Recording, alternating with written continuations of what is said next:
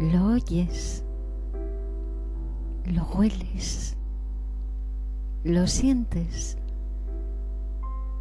el deparador de venturas y penas,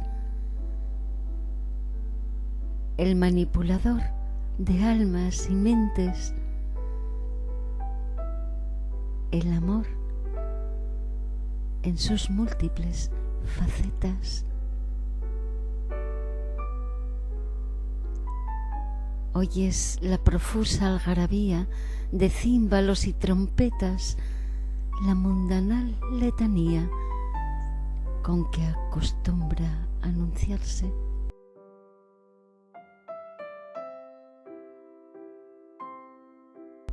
Hueles la exuberante fragancia,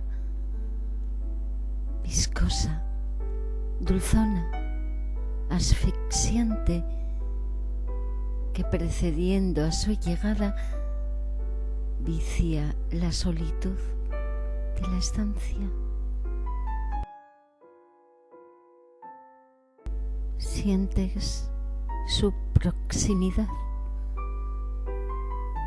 la lenidad de su ser en tu lecho, su voluntariosa veleidad,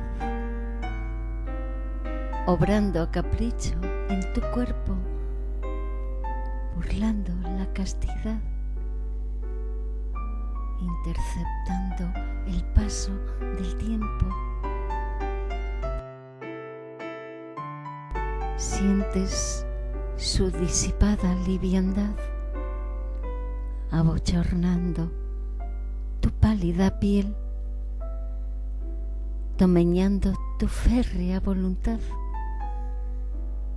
cubriendo tu desvalida desnudez.